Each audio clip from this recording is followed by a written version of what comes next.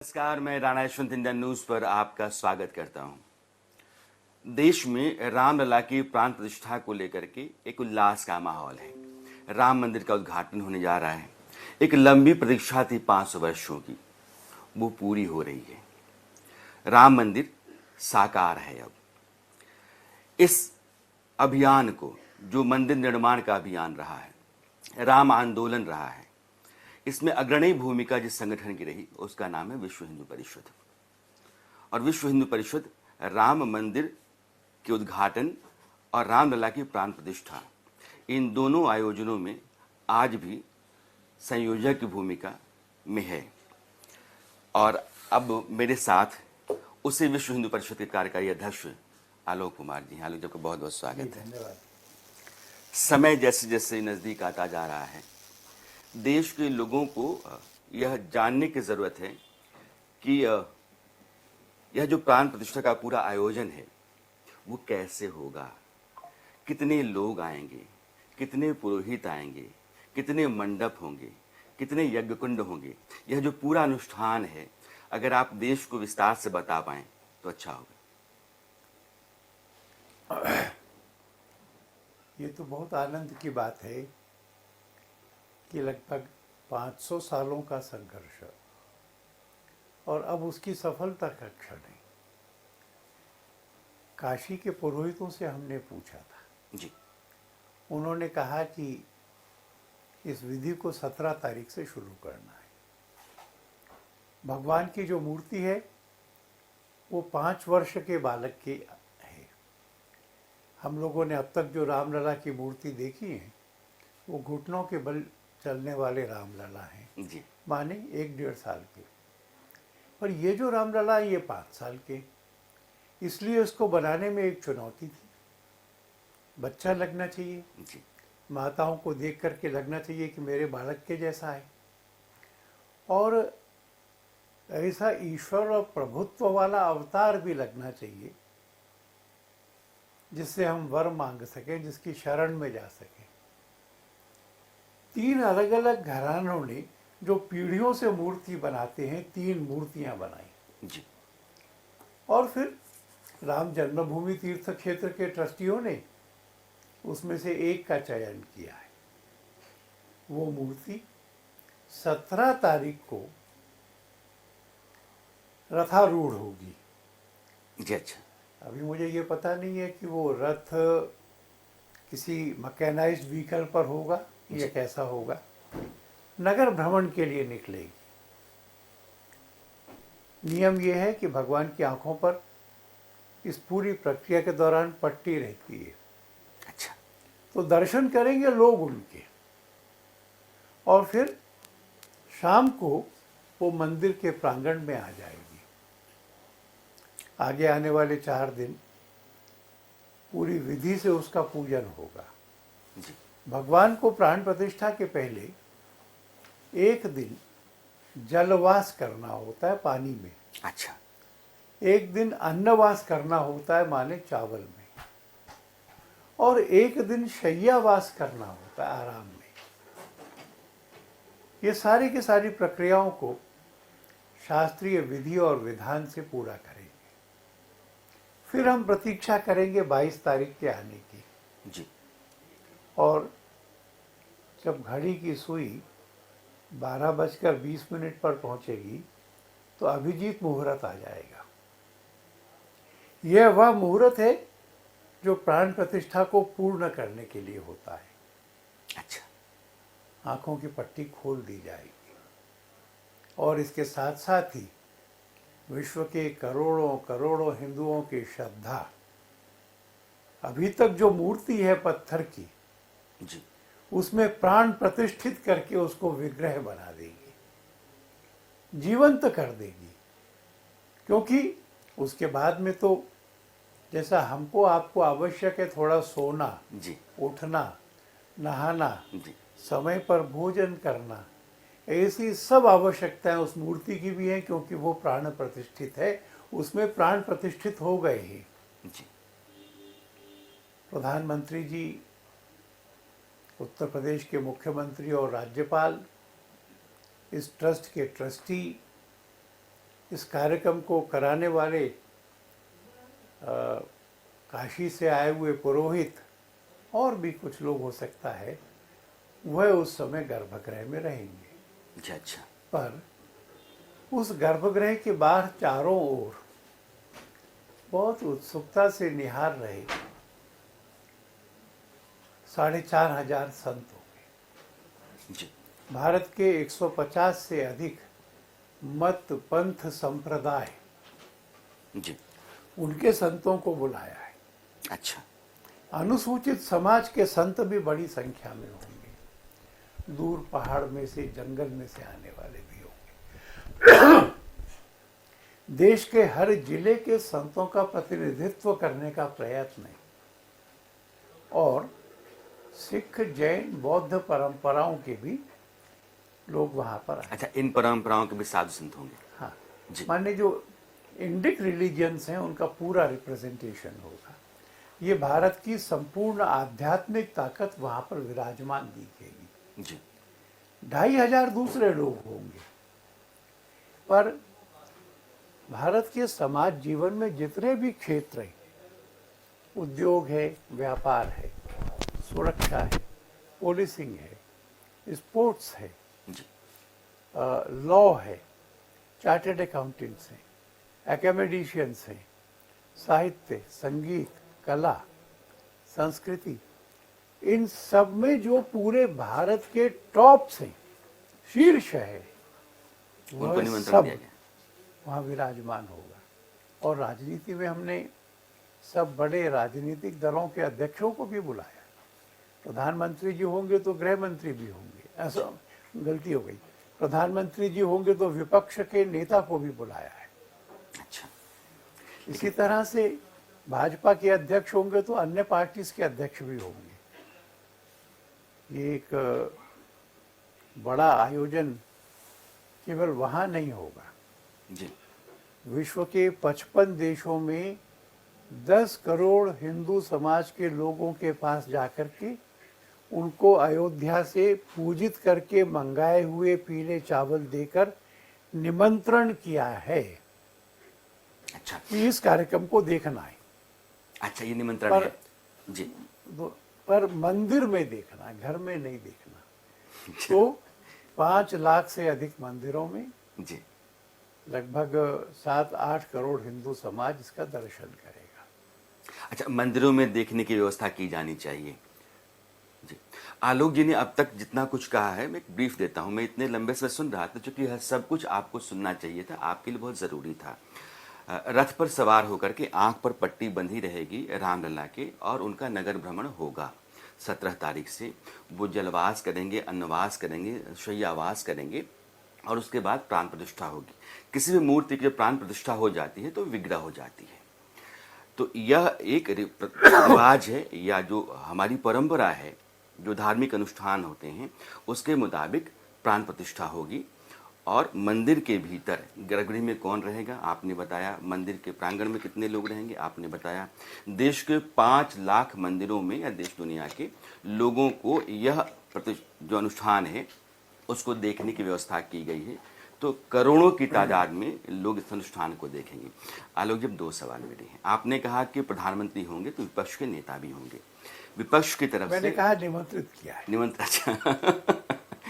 लेकिन कांग्रेस ने आपके निमंत्रण को ना कर दी है, इसको आप कैसे देखते हैं?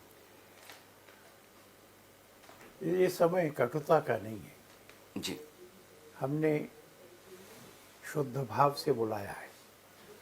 जो आए उनका स्वागत है, जो नहीं आए उनकी इच्छा है। जी। वो नहीं आना चाहते, ये भी देश की जनता देखेगी। और किस भाषा में नहीं आना चाहते, मैंने अखिलेश यादव जी का पत्र देखा है। जी। उन्होंने मंदिर के पूरा होने पर प्रसन्नता व्यक्त की है, प्राण प्रतिष्ठा कार्यक्रम की सफलता के लिए कामना की है, और कहा है कि वो बाद में सपरिवार आकर किसी दिन दर्शन करेंगे। जी। कांग्रेस में तो इतना भी शिष्टाचार नहीं था। अच्छा, अखिलेश यादव में आप शिष्टाचार देखते हैं? उस पत्र हालांकि उन्होंने पहले एक प्रश्न उठाया था कि मेरे पास निमंत्रण आया नहीं है, बाद में निमंत्रण मिल गया तो उन्होंने अपना अपना ये थोड़ा रुचिकर हुआ था। उन्होंने ये भी कहा था कि अगर बीजेपी के लोगों ने निमंत्रण भेजा है तो मुझे उसकी रिसीट वगैरह दे दें, जी। मैं ढूंढवाऊंगा। मैंने रिसीट ट्वीट कर दी, जी हाँ, उनको निमंत्रण मिल गया। पर फिर भी कम से कम भाषा में तो शिष्टता रख सकते हैं। जी Sonia Gandhi declines the invitation.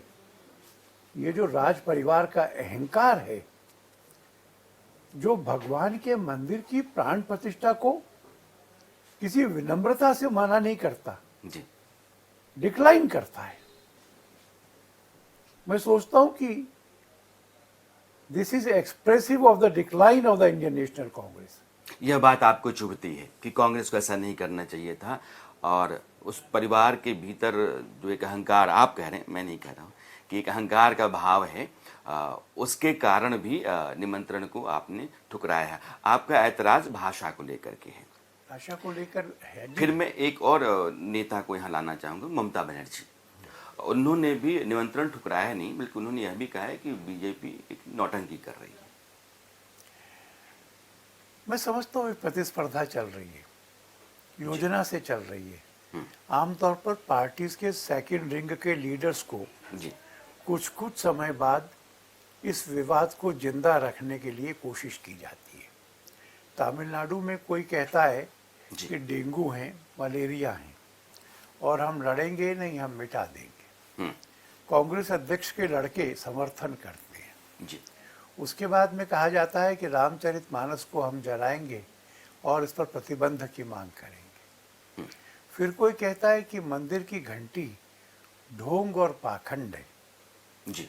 और उसके बाद में एक नेता जिनका अपनी पार्टी में अभी ही प्रमोशन हुआ है, वो कहते हैं कि 1990 में कार सेवकों पर गोली चलाना उचित और आवश्यक था। ऐसे ये भड़काने वाले बयान, हिंदू समाज के धैर्य की परीक्षा लेने वाले बयान लगातार योजना से दिए जा रहे हैं।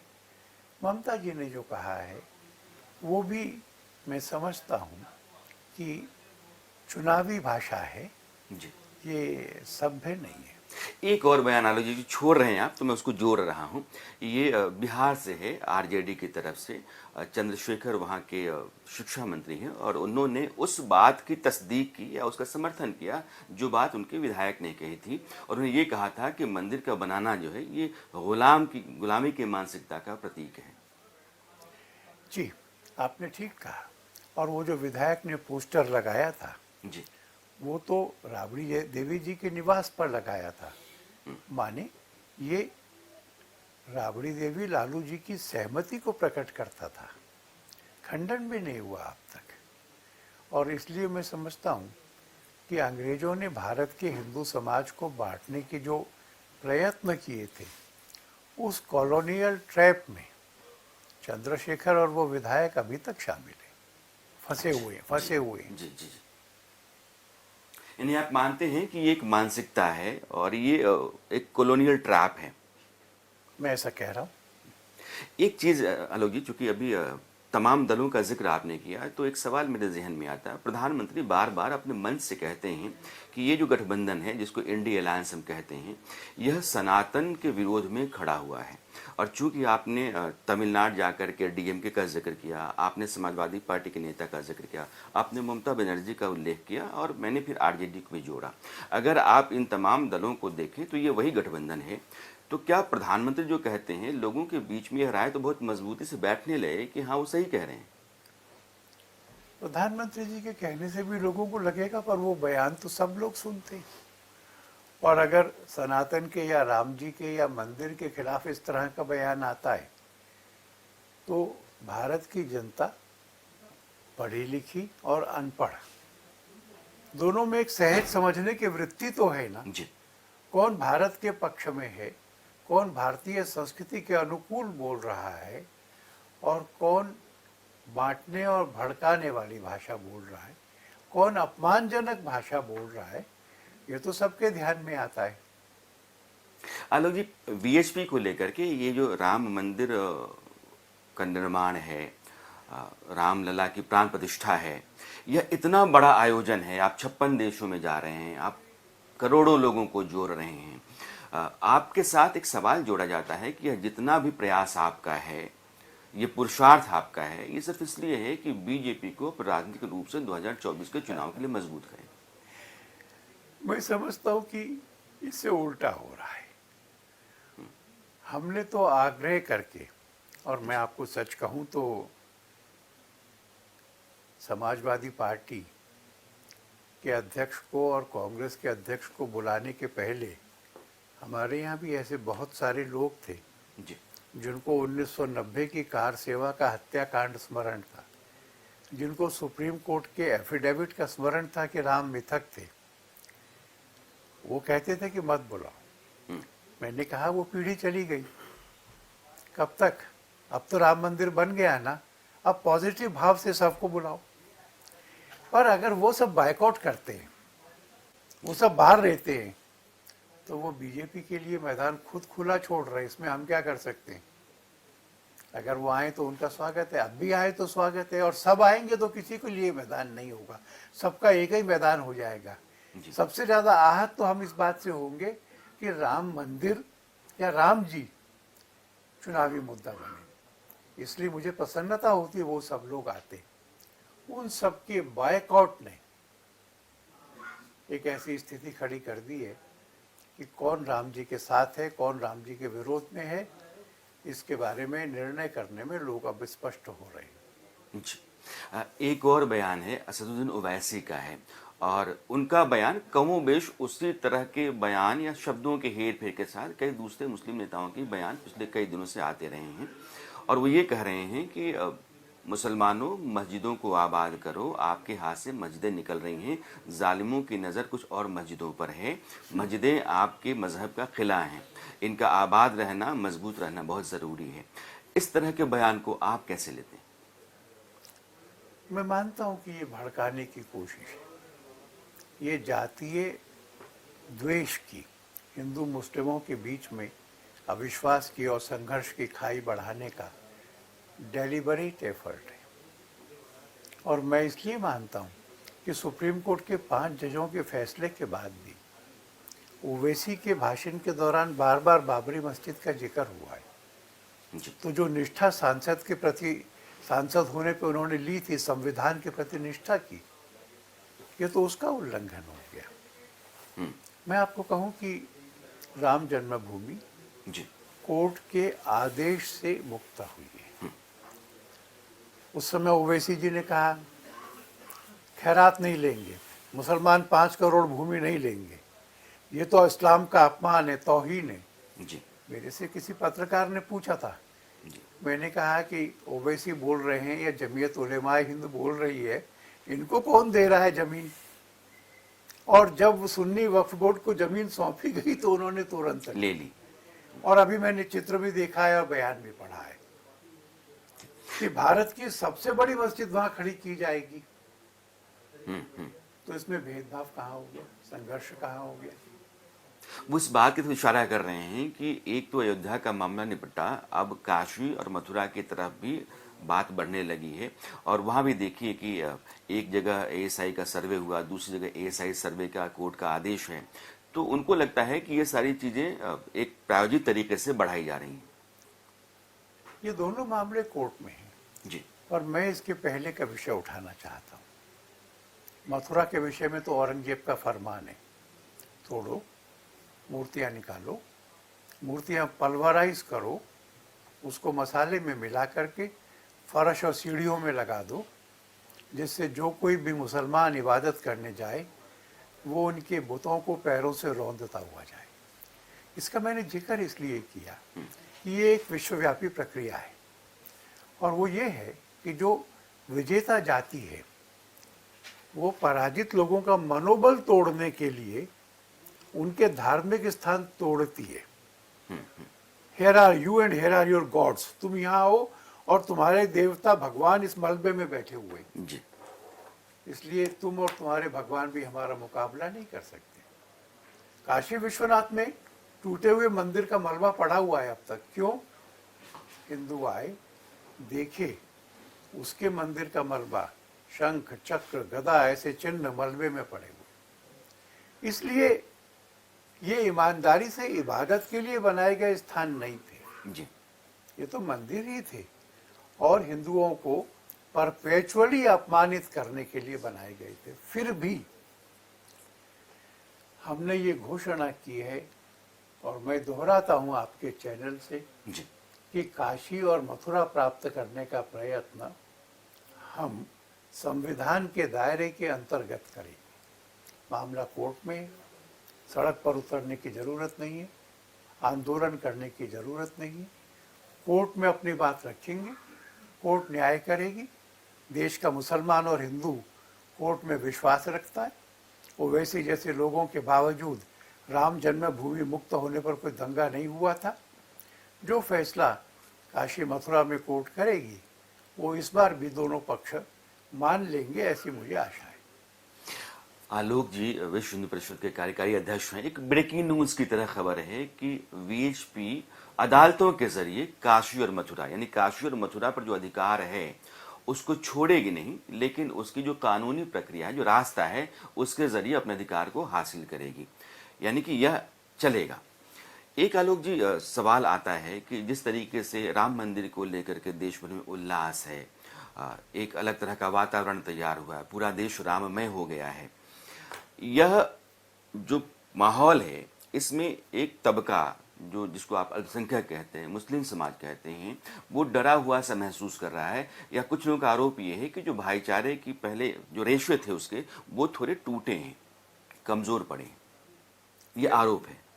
मेरा उत्तर थोड़ा लंबा हो जाए तो मुझे जी माफ बिल्कुल दीजिए। कीजिएगा। 1990 में जब मुलायम सिंह जी ने कहा परिंदा भी पर नहीं मारेगा, ट्रेनें बंद हो गई, बसें बंद हो गई, तो दृढ़ निश्चयी कार सेवक जिसमें युवा भी थे मरने की तैयारी से 135 किलोमीटर गांवों के रास्ते पे चल के अयोध्या से पहुंचे थे। और 1992 में तो वो इतने सशक्त थे कि उन्होंने ढांचा ही तोड़ दिया था। तो ये कार सेवक बहुत बड़ी संख्या में थे, ये सच है। ये संकल्पित थे, ये सच है। ये कुछ भी कर गुजरने को तैयार थे और मरने को भी तैयार थे, ये भी सच है जी। पर ये भी सच है कि अयोध्या से लखनऊ के बीच में गांवों में अनेकों मस्जिदें पड़ती हैं और मुसलमान रहते हैं। तो राणा जी, कोई एक भी तो घटना ऐसी नहीं हुई कि किसी एक मस्जिद की ईंट हिलाई गई हो, किसी एक मुसलमान बुजुर्गों को किसी ने अपमान किया हो, किसी मुस्लिम बहन पर कुदृष्टि डाली हो। ये लड़ाई इस्लाम के खिलाफ नहीं है। भारत का सेक्युलरिज्म संविधान में आया है तो हिंदुओं की सहमति से आया है, उन्हीं की बहुसंख्या थी संविधान सभा में। भारत सेक्युलर रहेगा, इसमें हमको आपत्ति नहीं है। राज्य में किसी धर्म का प्रभाव होगा ये हम नहीं चाहते। इसलिए मैं देश के मुसलमानों से कहता हूं भय करने की जरूरत नहीं। इस देश में ये जो टॉलरेंस है, सहिष्णुता है, ये जो स्वीकार्यता है बहुलता की, इसकी गारंटी है हिंदुइज्म। और मैं विश्व हिंदू परिषद के कार्याध्यक्ष के नाते जिम्मेवारी से कह रहा हूं कि राम जन्मभूमि के कार्यक्रम मनाए जाने में किसी भी मुसलमान को डरने की आवश्यकता नहीं है और वो अपना काम धंधा ठीक ठाक करें, इसकी समाज चिंता करता है। आलोक जी, प्रधानमंत्री एक अनुष्ठान कर रहे हैं, वो 11 दिनों का वह भी है। कई संतों के जरिए मैंने सुना है कि वह भी अनुष्ठान कर रहे हैं। यह शरीर शुद्धि का अनुष्ठान शायद होता है प्राण प्रतिष्ठा से पहले। यह क्या है जो प्रधानमंत्री कर रहे हैं? मुझे उसके डिटेल्स नहीं मालूम है जी, पर वो उपवास कर रहे हैं जी। और मुझे पहले से भी आश्चर्य होता है, इतने दिन के उपवास के बाद भी वो सब काम जीवंत रूप से करते, किसी काम से छुट्टी नहीं लेते, विश्राम नहीं करते, कार्यक्रम की भीड़ को कम नहीं करते। इन 11 दिनों में और जो जो आवश्यक होगा वो करेंगे। जमीन पर सोना है, भोजन का संयम करना है, क्या खाना क्या नहीं खाना इसके नियम हैं, और अनुष्ठान को पूरा करके हिंदू समाज के या सनातनी हिंदू के नाते वो आएंगे। जी। ये जो मंदिर का परिसर है उसके भीतर कौन से लोग आएंगे 22 तारीख को, यह तो आपका निमंत्रण है। अयोध्या के भीतर चूंकि एक अलग तरह का माहौल है, अयोध्या इतनी सज धज गई है, निखर गई है कि उसका पूरा कायाकल्प हो गया है। तो जो लोग अयोध्या के भीतर आएंगे वो अपनी मर्जी से आ सकते हैं, रह सकते हैं, या फिर उसके उनके ऊपर भी थोड़ा नियंत्रण हुए, कम रहें और भीड़ कम हो। केवल 2 दिन के लिए, जी, 21 और 22 के लिए बाहर से आने वाले लोगों को मना किया जा रहा है। जी। ताकि 23 तारीख से कोई भी आए, कितने भी आए, अयोध्या सबका स्वागत करेगी। वैसी सजी हुई अयोध्या जैसी शायद त्रेता युग में उस दिन सजी थी जब राम आए थे। एक सवाल आलोक जी है, चलते चलते पूछना चाहता हूँ। आप बार बार पाकिस्तान की तरफ इशारा करते हैं, कहते हैं कि सिंध पाकिस्तान में नहीं होना चाहिए और सिंध को पाकिस्तान से अलग होना चाहिए। इसका बुनियादी कारण आप क्या मानते हैं और क्यों यह बात बार बार कहते हैं आप? आपको ध्यान होगा कुछ समय पहले वहाँ का जो शाहबाज मस्त कलंदर का मकबरा है, वो दरगाह है, दरगाह। वहाँ बम मारा गया था। जी, बहुत बड़ी संख्या में लोग मारे गए थे। सिंध में नंबर 1 हिंदू का जीवन, संपत्ति और उसकी महिलाओं का शील सुरक्षित नहीं है। लड़कियों का अपहरण होता है, जबरदस्ती शादी होती है, कोर्ट में ये बयान बताया जाता है कि अपनी मर्जी से किया है और खारिज हो जाता है। जी, पाकिस्तान में जो दरगाहों के लोग हैं उनका जीवन और संपत्ति सुरक्षित नहीं। अच्छा, जो शिया माइनॉरिटी है उसके साथ भी दुर्व्यवहार होता है। सिर्फ हिंदू ही शिकार यहाँ नहीं तक है, कि शिया भी हैं। मस्जिद में नमाज पढ़ते समय जी, या स्कूल के छोटे बच्चों को भी मार दिया जाता है। इसलिए विश्व की सिविल सोसाइटी का ये दायित्व है कि वो सिंध की संस्कृति को, उसकी परंपरा को, उसके वैविध्य को, उसकी माइनॉरिटीज को बचाने के लिए आगे आए। और पाकिस्तान क्योंकि मानता नहीं है, इसलिए सिंध के लोगों को अपना अधिकार मिलना चाहिए। पीओके को लेकर के क्या राय है आपकी? इसमें तो किसी भारतीय की दो राय नहीं है। वो मैं भारत का, वीएचपी की राय मानता हूँ। वो भारत का हिस्सा है जी, और भारत ने उसको प्राप्त करना है।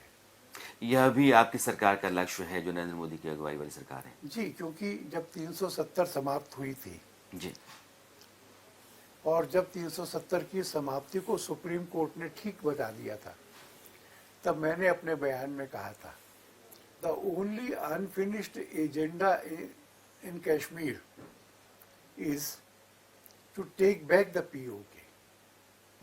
सब भारतीयों के साथ हम एक मत हैं।